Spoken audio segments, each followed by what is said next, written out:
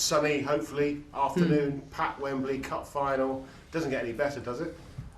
I don't know, I can think about some of those beaches I'm going to look forward to in the summer. I think that's a relative question, but in terms of it being the game that everybody looks forward to domestically, it's certainly that, and we've reached that point where selling out Wembley is no longer just a pipe dream, and the FA, finally, they don't have to listen to me anymore banging on about how important it is we fill the stadium out, and so well done to everyone for doing that. You don't mind taking your eye off the race for the title just for one afternoon?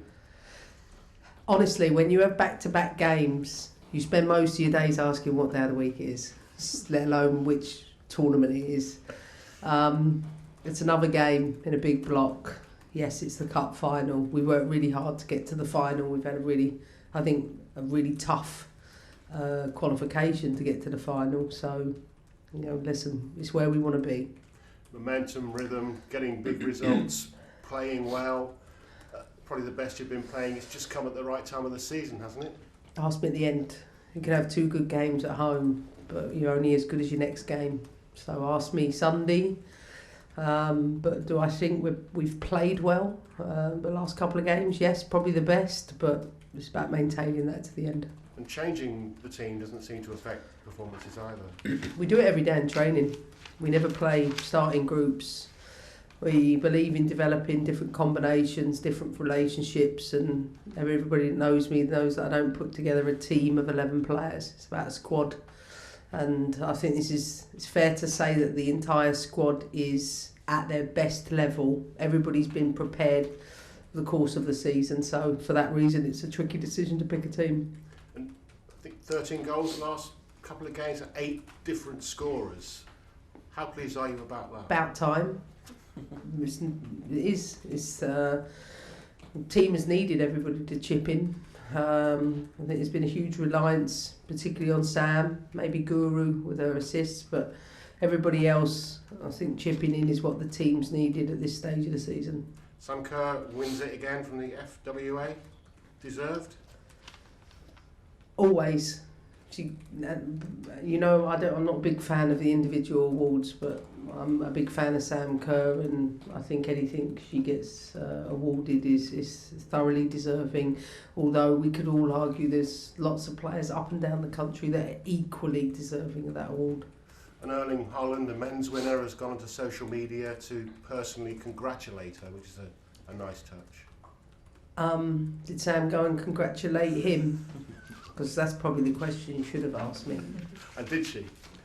I don't know, but maybe if the questions are around us congratulating male players and not the other way around, that maybe they don't know we've made progress even in these press conferences.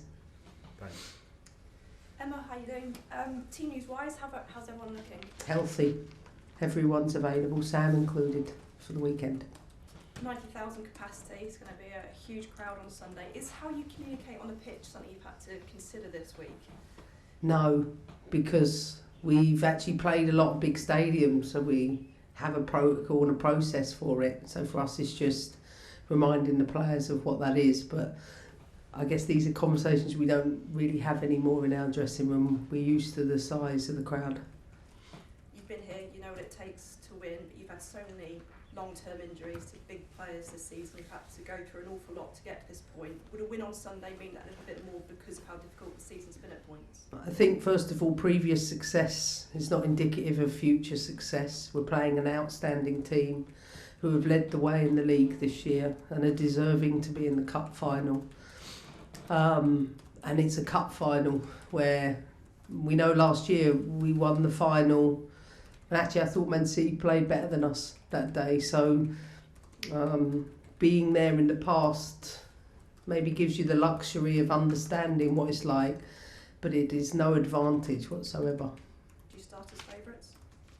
I think this year, our team, I think it's fair to say, been written off quite easily, in the press particularly.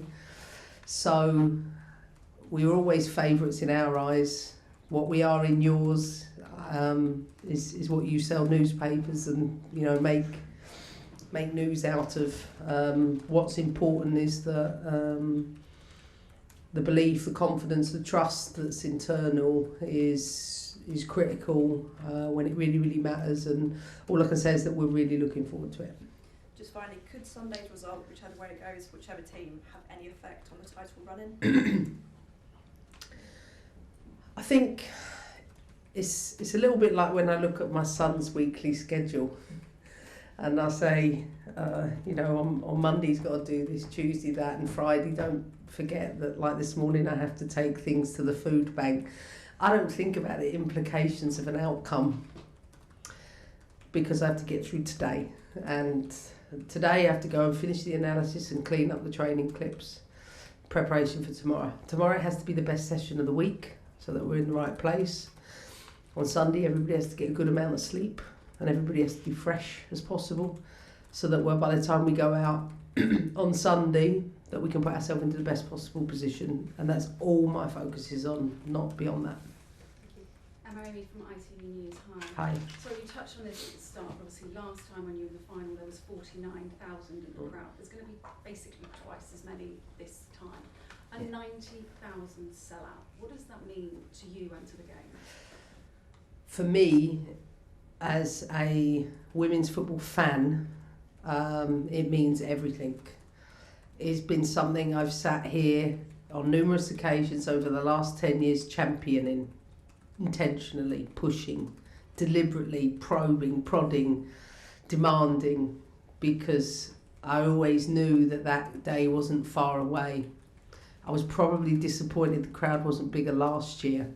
Then obviously the Lionesses winning, I always knew that there should be no excuse this year from anyone, clubs, all the stakeholders. This is the new norm. So hopefully we're talking about maybe putting semi-finals in neutral venues next year and making that an even bigger event, because that's the next evolution for the game, but one that everybody connected to the women's game should be proud of. So do you put the fact that it's a sellout down to the fact that the Lionesses won the Euros last summer? No, I think it's a build over a long period of time. It helped that the Lionesses playing at home and winning just propels the sport from one space to the next, but it's been a build over such a number of years, which a lot of these people in the room already know and have contributed to, that the tipping point I think was last summer for it to reach the next phase for the women's game. Prize money has increased. Do you think it's increased enough? Never. But listen, as much as I say never, I think for us the next big growth is, listen, we have to constantly think about the pyramid, and we have to think about teams that maybe they're coming up into the top division, or teams in the lower end of the division, how we're going to keep replenishing the system. So no, it's not enough, but that's across the women's game in general. Thank you.